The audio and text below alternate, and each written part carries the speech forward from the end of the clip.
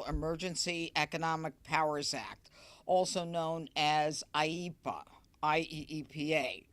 Jimmy Cherizier is also known as Barbecue. Do we have his picture here? Yeah. Okay.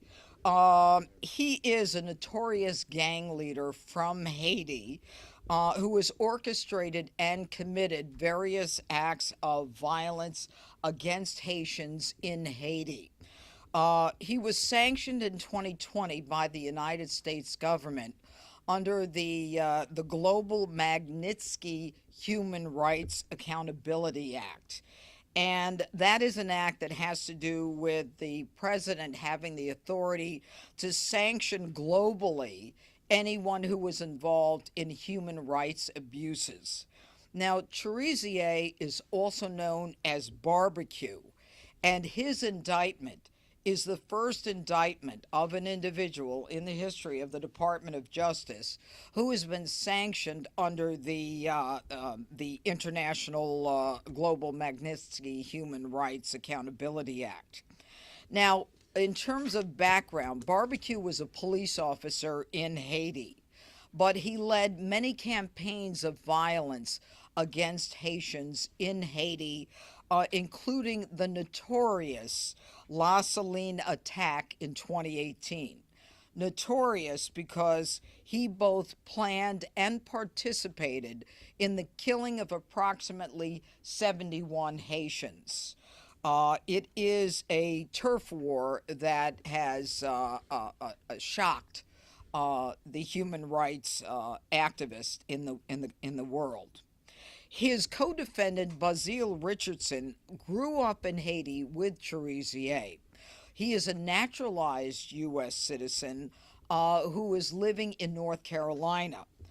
He was also indicted under that same one count, and he is indicted for sending money to Cherizier, sending money from the Haitian diaspora in the United States to Cherizier. And knowing that Cherizier was sanctioned under that 2020 Magnitsky Act. Now, apparently, he was a trucker who, although he was from North Carolina, was just picked up in Texas. Now, one of the things that is extremely important that you'll be hearing about from my law enforcement partners here is that the State Department has designated a $5 million reward for information leading to the arrest and or conviction of Cherizier. Now, I want to let the public know that anyone who is giving money to Cherizier, also known as Barbecue because of his violent acts in his home country, cannot say, I didn't know that he was sanctioned by the U.S. government. They will be prosecuted, and we will fine them because they are supporting an individual who is committing human rights abuses, and we will not look the other way. Now, this office is not unfamiliar with crimes of violence in Haiti. Several months ago, we got a conviction against an individual by the name of Jolie German, who was involved in the kidnapping of 16 American Christian missionaries in Haiti.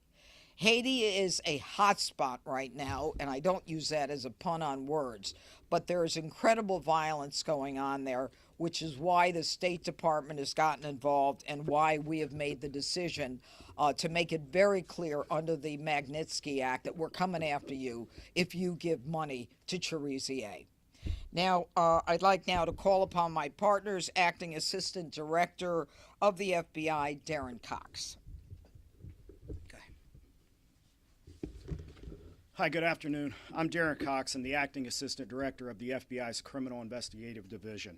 I want to thank our partners here with us today and our international partners for their hard work and partnership in combating transnational organized crime, which threatens the safety and security of communities both in the United States and abroad. Under Director Patel's leadership, the FBI is focused more than ever on crushing violent crime, cartels, and gang activity every single day. Since January, the FBI, with the help of our law enforcement partners and community members, have arrested 3 top 10 fugitives. We've arrested over 19,000 criminals, and we've seized thousands of tons of narcotics, which have saved millions of lives across the United States.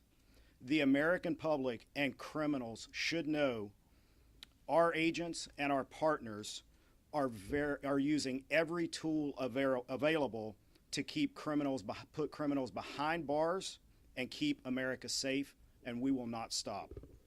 We stand shoulder to shoulder with the men and women of law enforcement, backing good cops. Without hesitation, they're taking the fight directly to the criminals, and they're restoring order. These efforts are a deliberate and coordinated plan to protect our communities and confront escalating threats from foreign terrorist organizations like Viva Unsoon and its associates. Tackling these networks means addressing every link in the chain, every cell, especially in the United States. As you've heard in today's announcement, that includes a $5 million reward for key members of Viva Unsoon and Jimmy Shazier, also known as BBQ.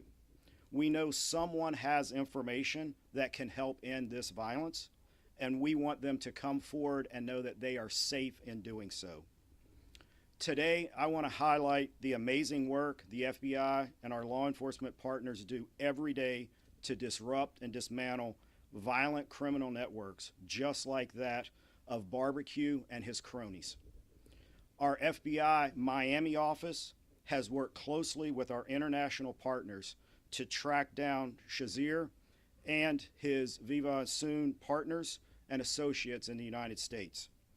On July 23rd, one of Shazier's most trusted associates and a named co-conspirator was taken into custody. Brazier Richardson was investigated by Miami, and he was arrested by our FBI Houston office without incident.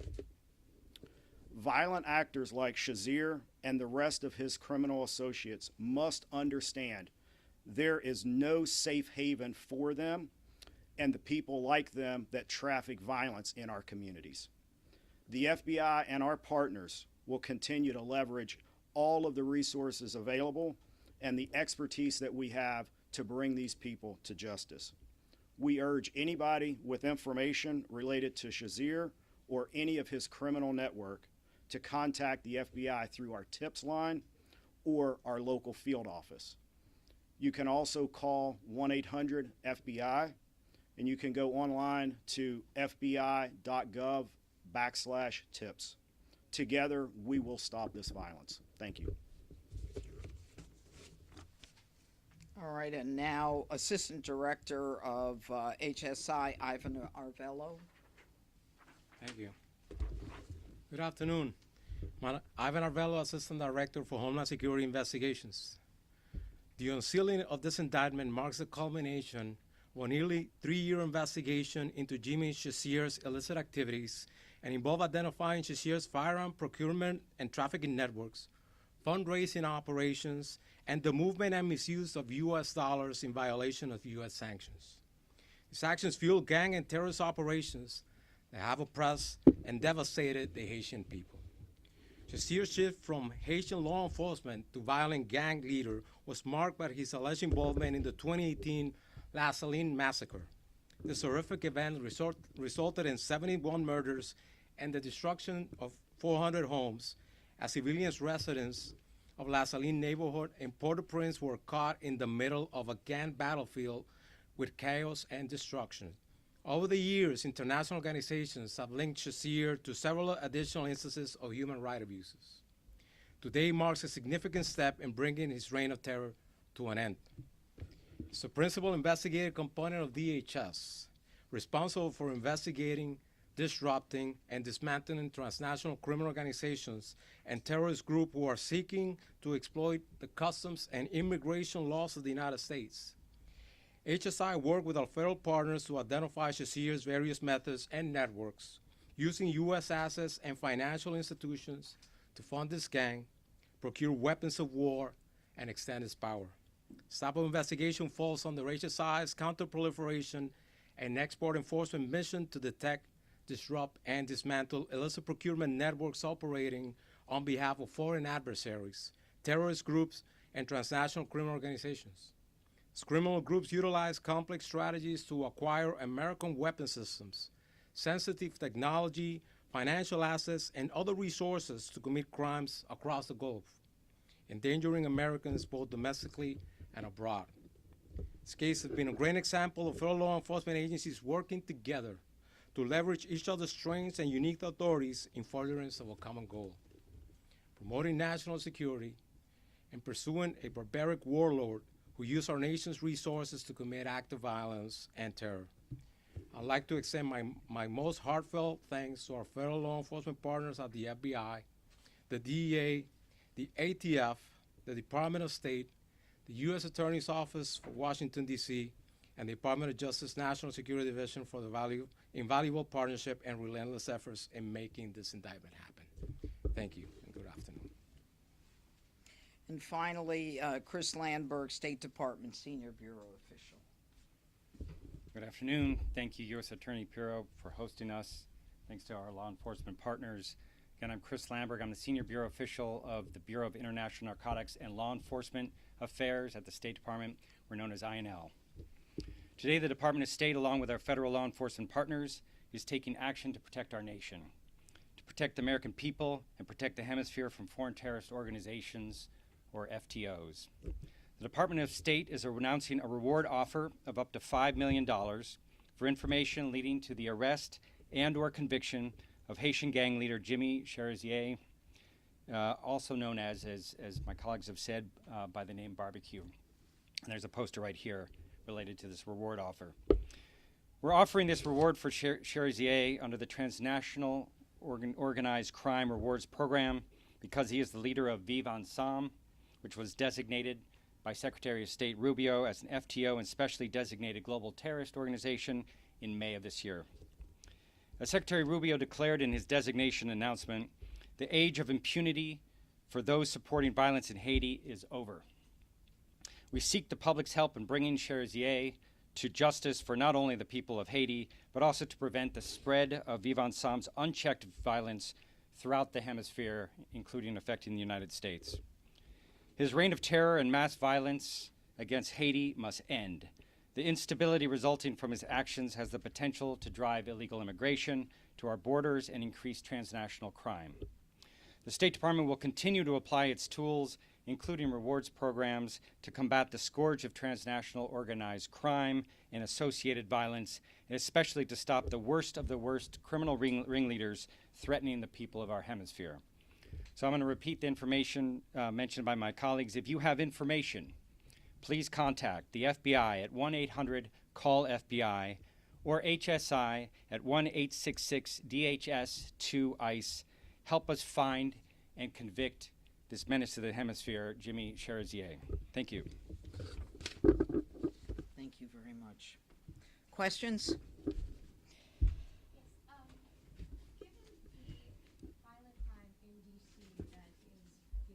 Okay, I'm happy to talk about violent crime in D.C., and I'm going to. I have some posters to show you, but anything on Cherizier? Are there any plans, Janine, to send American forces to Haiti to retrieve this man? Yeah. So the U.S. government, in a collaborative fashion, is supporting both the Haitian National Police and the multinational security support mission to help stabilize Haiti and create the conditions conducive for holding democratic elections in the country. That is what we are doing. We are doing this mainly through foreign assistance and through technical assistance from our law enforcement partners. That is the strategy of the U.S. government right now. So the point of the rewards offer is to get information about these individuals. And then we are working very closely with Haitian National Police. So that is one of the mechanisms. If we can get information, the individuals can get up to $5 million. Our U.S. law enforcement colleagues will work with Haitian National Police and will arrest this individual and incarcerate him. I have a question about the co-defendant. You said he was picked up in Texas, right? I noticed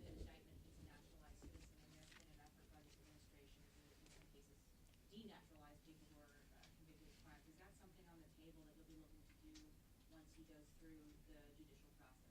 Well, I think it's a little too early now to really comment on that. I think right now our goal is to get a conviction here, and then we'll make a decision as to what's appropriate. There's a lot of steps before we even get to that. Anything else on Cherizier? Do you plan to invite other Haitian gang leaders? Is this just the beginning? Do you have any sense of where he might be? If we knew where he was, I wouldn't tell you. I'd go over there myself. No. Right. That was a joke. We certainly have some information, but, we need whatever information we can get from the public. We don't have him in our custody. That's all I can say right now. Do you want to add anything to that, guys? Okay. All right. Greg, anything? All right. Thank you, gentlemen. Thank you. Put that on.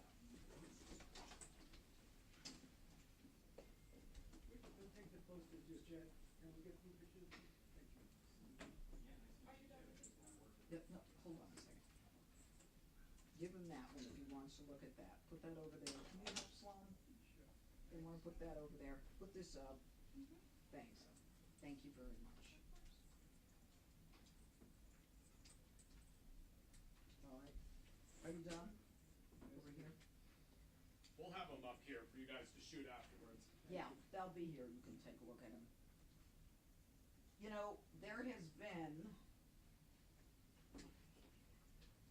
There's been a great deal of discussion. Can we get you at the mic?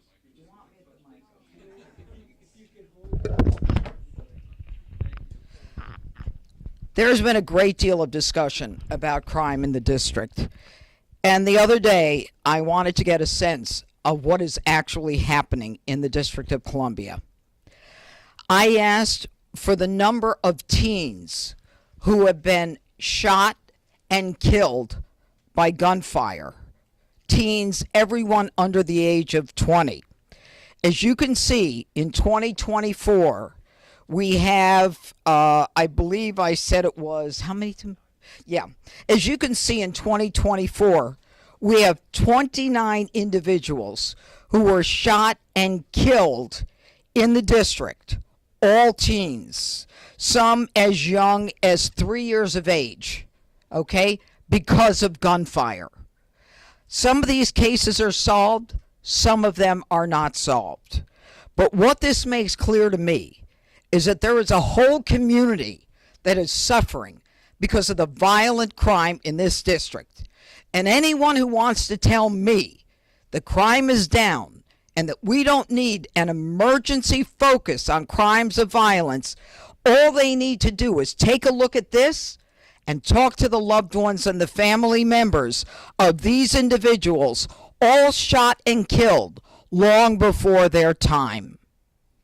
Now, over here are the individuals who were shot and killed under the age of 20, all teenagers in 2025. And the number here is 16. Again, all members of the minority community here. I don't know how many of these cases have been solved, but what I can tell you is, again, it's guns on the streets. It's individuals who are not concerned about accountability, who don't have any reason to fear law enforcement. I am here today to tell you that on behalf of all of these victims, all of these families, that they're going to be accountable, that we are going to make a difference, and that we are going to make sure that law enforcement is focused on these innocent, now silent victims of crime in the district.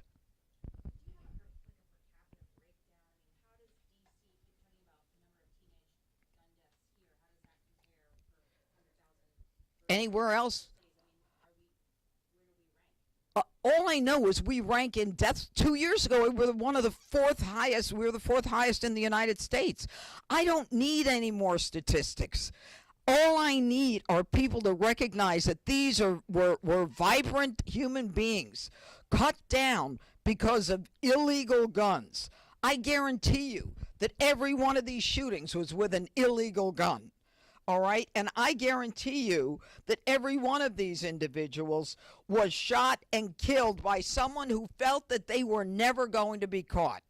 And I want to send a message that we are going to catch you, that we are going to change the laws, that if you're 14, 15, 16, 17, we're going to bring you into the justice system. No more of this DC, council, if they're under 16 or if they're under 19 or if they're under 25, we'll give them probation. No more. I'm done with that. You talked about the judicial hurdles that you face, and you're just talking about it right there, but what can you conceivably do as the DC U.S. Attorney to address those laws, address the DC Crime Lab, which is not accredited, and also at the same time address some of the prosecutorial issues you talked about? Okay. Those are great questions. Number one, the DC Crime Lab is now accredited and validated very recently. So Dr. Diaz has communicated that to us, and we are working with the DC Crime Lab. Our concern is making sure that we have enough people who are able to analyze the DNA and all of the testing that we need to have done. That's number one. Number two, as it relates to prosecution, I have been very clear that Title 16 is not enough. Under Title 16, if you are 16 or 17 years of age, we can get you for rape 1, murder, robbery 1, burglary 1. But if you shoot someone and don't kill them, I don't have jurisdiction. It goes to the Attorney General, the State Attorney General, Brian Schwab, and the focus is family court rehabilitation. Now, I was a family court judge in New York for a short period of time. The mission there is not punishment, it's rehabilitation, as evidenced by, do we have those posters? Yeah, we had a poster with what you get is yoga, and you get ice cream socials in family court. Well, I'm done with yoga and ice cream socials. We've got to change the law to bring them into the justice system. We've got to get rid of the 3 statutes or 3 laws passed by the DC Council. Number one is the Youth Rehabilitation Act, where you basically say with the Youth Rehabilitation Act that what we're going to do is we're going to say, if you're sentenced and you're under the age of 25, that the judge can give you probation irrespective of what the crime is. That's nonsense. And that's why a judge, and you're tired of hearing about me say this, that's why a judge gave a 19-year-old 2-3 weeks ago, and I wrote an op-ed piece, gave a 19-year-old probation, and I understand it's 2 years probation to go to college with no mandate, for getting on a public bus with an illegal gun, shooting an individual in the chest, which to me is intent to kill. And he walked away, after we convicted him, he walked away with no jail time. If that's what you want in this district, then I'm the wrong person to be United States Attorney. Number one, the Incarceration Reduction Act. The Incarceration Reduction Act that the DC left-leaning council passed says if you're 25 years old and you were sentenced to 15 years as a young kid for probably murder, even a serial murderer, we can let you out if you're 25. We can let you out because, not because you're rehabilitated, not because the offense wasn't that bad, but because we can. And that's got to go. All right? And the third thing is record sealing. I go through all of the effort to get a conviction, and they want to seal the convictions. They want to say, we want to seal convictions after 5 years. If I'm a mother, and thank God my kids are older, if I'm a mother, I want to know if a nanny has an assault conviction. If I'm an employer, I want to know if this person has been convicted of larceny or petty larceny. Or if, say, I'm not in a public school, but I got a private, teaching a tennis group. I need to know if this guy's a predator, a pedophile. Everything about the DC Council's focus is defendant-oriented. I'm oriented to these people, and the people of the district are as well.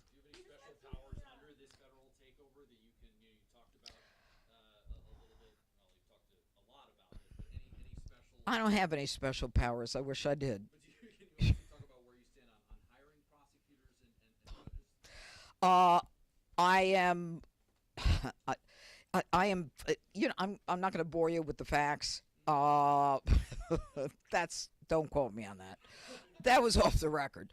I can only hire during certain periods once there's been an ad or some kind of posting, and then I can hire. Okay, I'm doing it. I'm doing the best I can. The president has given me the permission to hire. This is an office that has been neglected, and I'll say it publicly. It's been neglected. With people signing contracts, they didn't know what they were signing. All right, it just kind of ran on its own. Not anymore. This is an office where nobody seemed to care that we were down 90 lawyers, 60 investigators, and paralegals. I do. And so my effort is to get people who want to work in the nation's capital, who want to work in the largest United States Attorney's office in the country, and the best office. Because we're not just federal prosecutors, we're local prosecutors. We get down and dirty in street crime.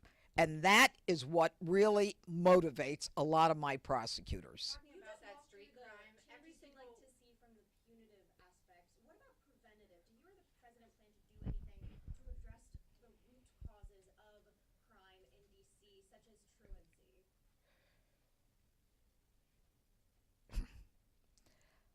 My job is to try to heal the victims and prosecute the criminal. Everybody else can deal with rehabilitating the individual. I honestly am not concerned about why they commit crimes. My concern is if they commit crimes. My concern is the victims of the crimes. That's my job as a U.S. attorney. Go ahead. Every single one of these cases is a felony one.